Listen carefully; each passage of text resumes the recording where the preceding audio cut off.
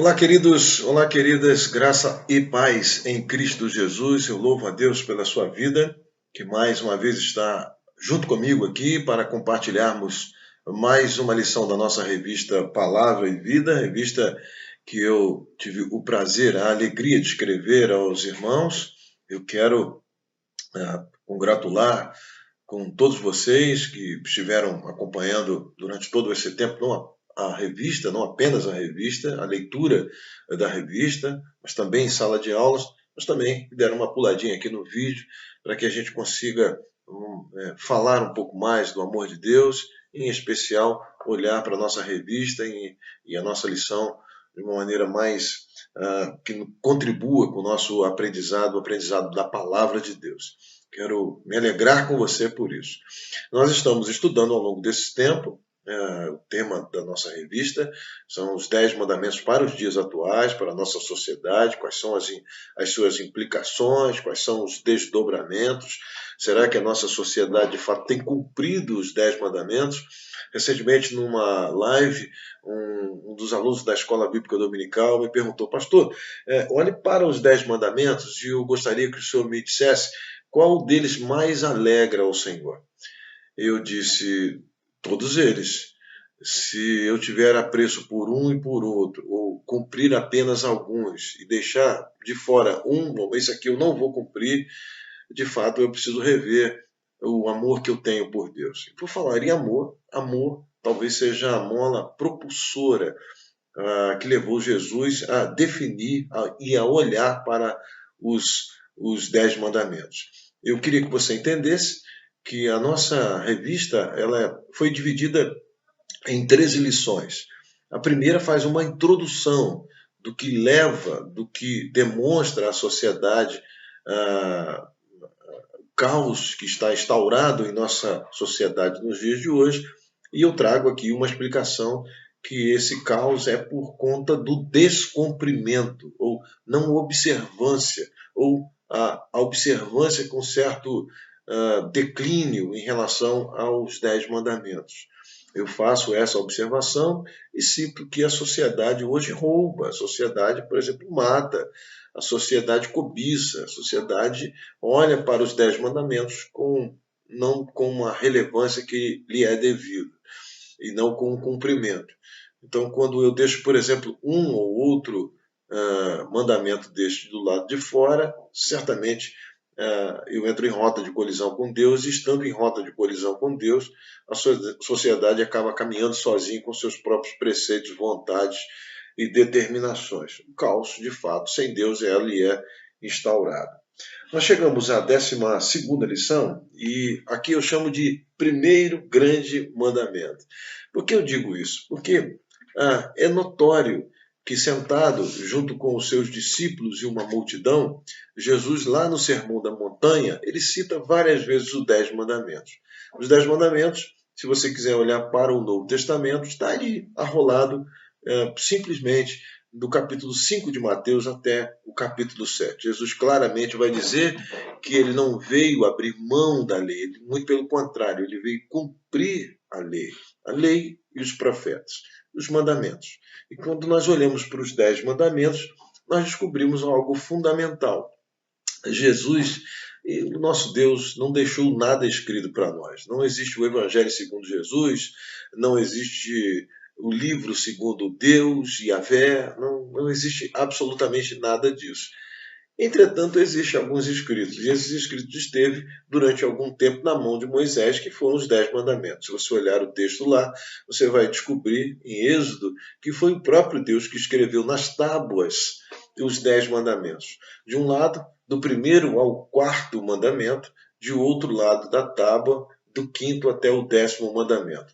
Dos primeiros 4 mandamentos está ali falando especificamente de Deus. Não terá outros deuses diante de mim, não terá um Deus que não seja diferente de mim, portanto não farás imagens e esculturas. Está ali, tudo voltado para Deus. Quando você encontrar um dia de sábado, prefira esse sábado para você descansar, santificar no nome de Deus. Portanto, está aqui desse lado os 4 primeiros mandamentos, falando especificamente de Deus. Quando você faz a observância, quando você olha para outra tábua que estava na mão de Moisés, escrita pelo próprio Deus, do 5º até o 10º mandamento, ele vai falar única e exclusivamente do comportamento nosso para com o nosso próximo. São os nossos olhos, o nosso comportamento, o nosso bom relacionamento que cumpre do 5º até o 10º mandamento. Aliás, o 5º mandamento fala de um próximo, bem próximo de nós, que é pai e mãe, honrando pai e mãe. Isso daria para nós, inclusive, uma qualidade de vida muito melhor. É um mandamento com promessa, segundo o que Paulo diz. Quando Jesus observa esses 2 mandamentos, e ele é arguído, né, pelos fariseus, saduceus daquela ocasião, pelos religiosos daquela ocasião, Jesus cita os 10 mandamentos. Só que ele faz isso de uma maneira mais condensada, mais resumida.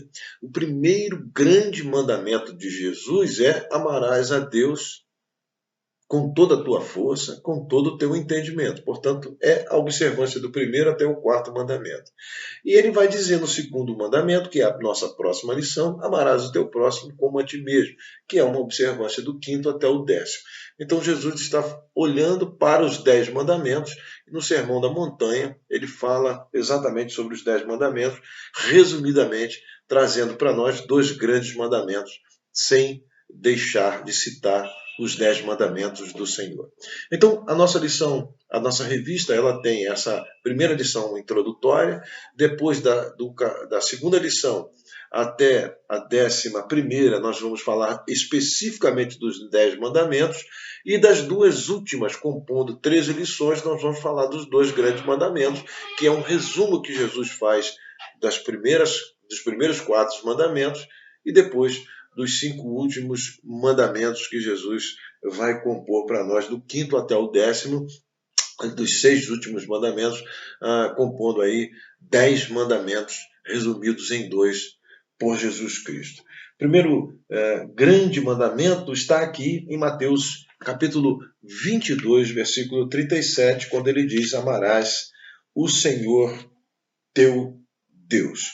Esta é, de fato, um feito, um dito por Jesus de que ele veio cumprir exatamente aquilo que estava no Antigo Testamento. Bom, nós precisamos também ressaltar aqui, queridos, que quando nós chegamos a este ponto da nossa lição, lembrar aos irmãos que lei é algo que serviu de placas para nós chegarmos até Jesus Cristo.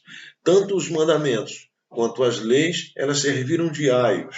Eu já disse outrora, e lembro sempre aos irmãos, que para chegar em determinados lugares, nós precisamos talvez de placas. Ainda que nós tenhamos hoje Waze, tenhamos Google Maps, tenhamos aquele aplicativo que nos leva, basta você digitar ali o endereço, nos leva para aqui ou para colar. Se nós observarmos as placas, nós também chegaremos aonde nós gostaríamos de chegar. Se você sair daí do seu lugar e for para qualquer estado do Brasil, basta que você siga as placas, você chegará lá. Quando você chegar lá, bom, já é a satisfação. E essa satisfação está aqui redigida também nas revistas, na revista em que nós escrevemos. Essa satisfação está no Antigo Testamento, nas placas em que as leis nos direcionaram para Cristo Jesus. Então, olhando, observando as leis, observando os mandamentos, elas apontaram para Cristo. Quando Paulo diz que Jesus Cristo é o fim da lei, não é uma aniquilação, não é a possibilidade de você terminar, acabar, deteriorar, jogar fora. Não é isso.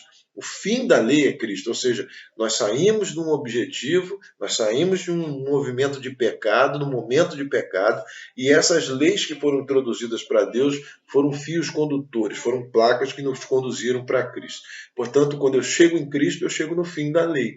Quando eu chego em Cristo, eu chego no meu objetivo. As placas me levaram e os mandamentos me levaram até lá. É claro que algumas das leis elas não podem ser mais observadas por nós. Era lei realizar circuncisão. Hoje nós não fazemos isso. Mas o modelo espiritual, né, a ideia central, a ideia moral daquilo nós precisamos de fato cumprir.